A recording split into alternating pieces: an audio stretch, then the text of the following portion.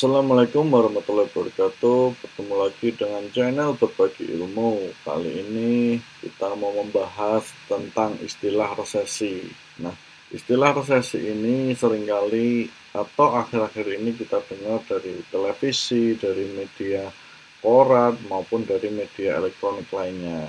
Nah, dan dikabarkan Indonesia ini akan memasuki masa resesi. Nah, untuk mengetahui lebih jelasnya apa itu resesi, bagaimana penyebabnya, kemudian dampaknya apa saja, dan yang paling penting adalah bagaimana kita bisa bertindak dengan tepat ketika masa resesi ini ada atau ketika masa resesi ini tiba. Nah, kita simak video berikut ini ya. Nah, ini saya ambil dari beberapa media elektronik, dari Detikcom, kemudian ada dari Kompas, kemudian ada dari Kontan dan sebagainya. Nah, rata-rata menyampaikan atau menginformasikan adalah contohnya ini ya, Mahfud MD sebut RI 99,9% akan resesi. Ini dampaknya jika terjadi. Nah, Mahfud MD ini kan menteri di kabinetnya Pak Jokowi, dia sudah mengatakan hampir pasti Indonesia resesi karena 99,9%.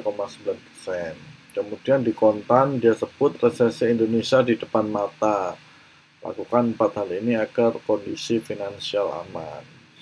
Selanjutnya di Kompas, Indonesia diambang resesi, apa dampaknya pada masyarakat. Ya, artinya hampir semua berita nasional menyampaikan Indonesia dalam masa resesi sebentar lagi atau sekejap lagi. Nah, tentu tidak semua orang memahami apa itu resesi ya dan bagaimana kita harus bersikap. Nah, video ini mudah-mudahan bisa memberikan pencerahan lah ya terkait dengan resesi itu.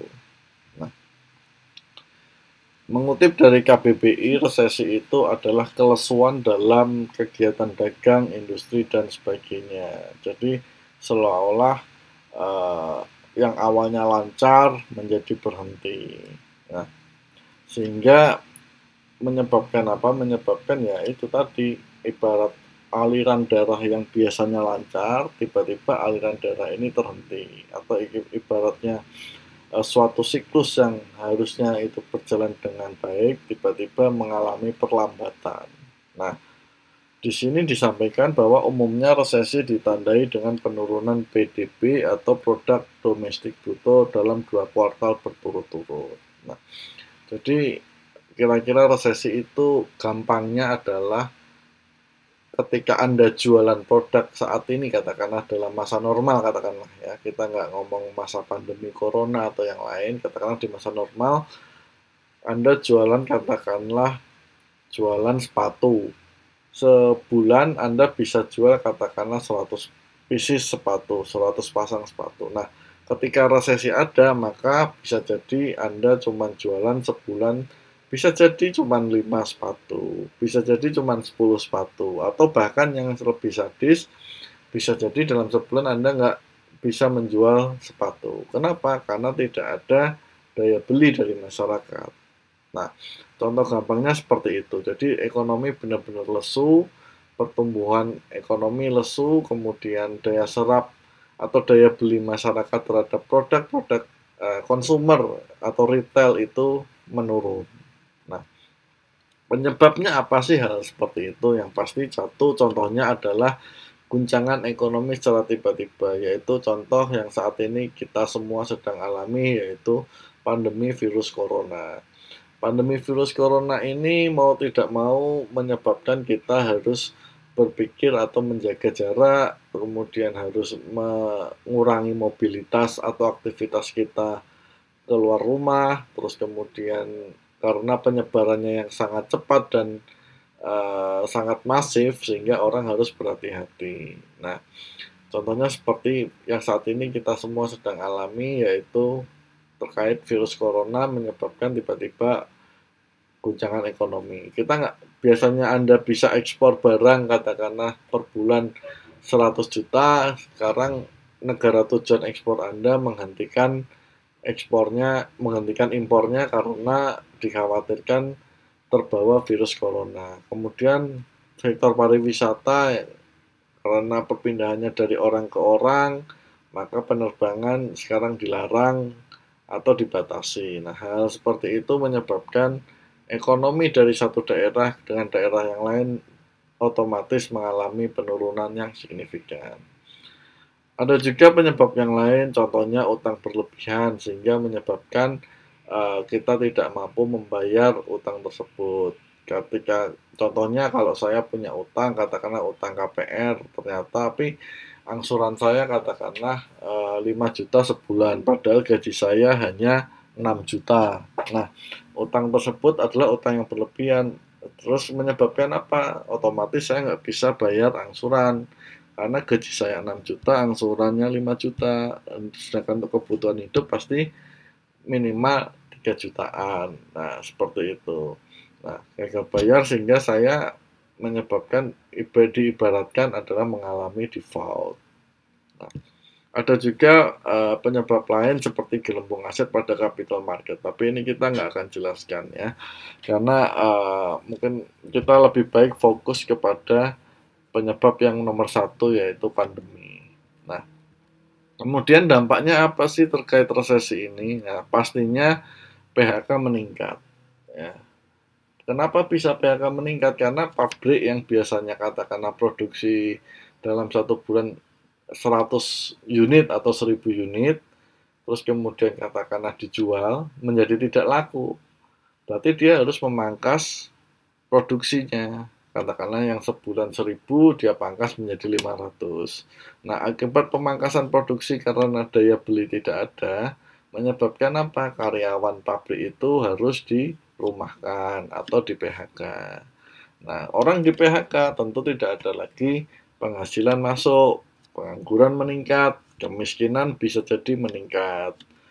Kemiskinan meningkat, bisa jadi ada efeknya potensi meningkatnya kejahatan karena tidak ada lagi penghasilan bagi masyarakat. Nah, inilah yang dampak cukup mengerikan akibat resesi. Tapi kita perlu bersyukur karena pemerintah saat ini sudah menggalakkan berbagai macam program ya untuk membantu masyarakat menghadapi dampak resesi ini. Mudah-mudahan itu semua bisa membantu kita dalam melewati resesi atau potensi resesi yang ada di depan mata.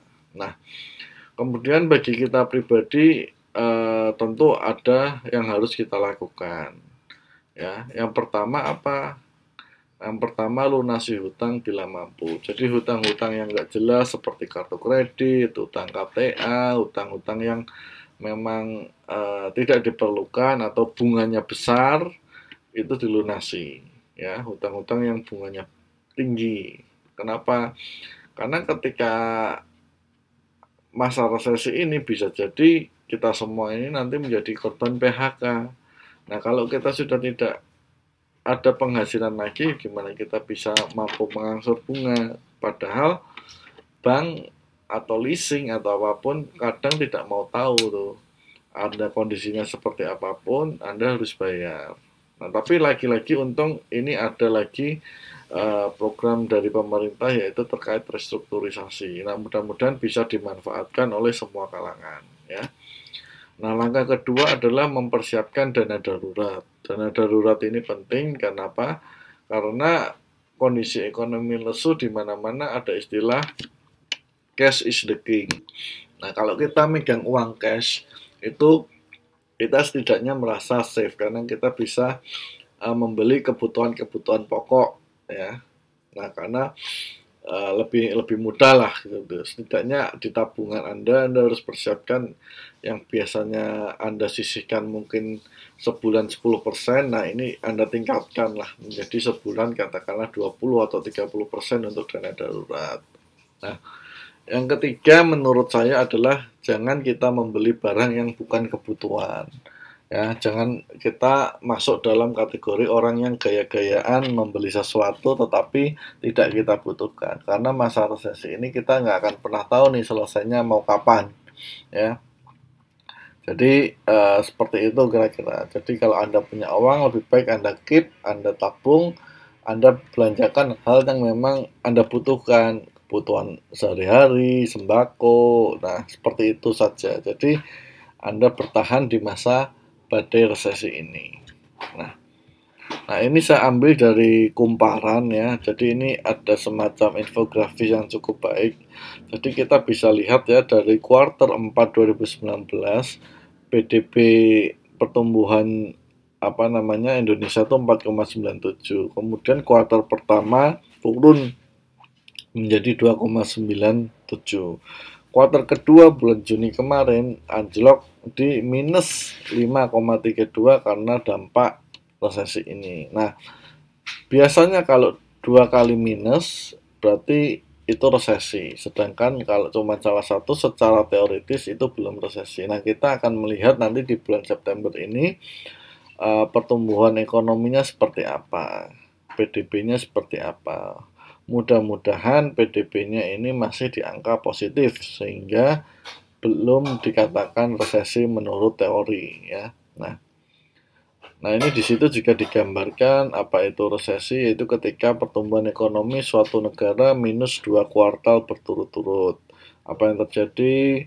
PDB turun, kemungkinan pengangguran dan kemiskinan naik. Tadi saya sudah jelaskan, kemungkinan daya konsumsi turun. Nah, seperti itu. Jadi muter terus. Nah, mudah-mudahan pandemi COVID ini segera selesai, mudah-mudahan bisa segera didapat vaksinnya dan orang makin bisa beraktivitas normal. Tapi selama itu belum ada ya kita harus mematuhi, harus pakai masker, jangan keluar rumah kalau nggak dibutuhkan dan sebagainya. Selanjutnya mudah-mudahan juga ekonomi kita semakin membaik sehingga kita tidak perlu masuk ke dalam hal-hal yang seperti jurang resesi dan sebagainya. Itu saja dari saya, mudah-mudahan bisa memberikan manfaat, memberikan penambah wawasan atau informasi. Kurang lebihnya saya mohon maaf. Terima kasih sudah menonton. Assalamualaikum warahmatullahi wabarakatuh.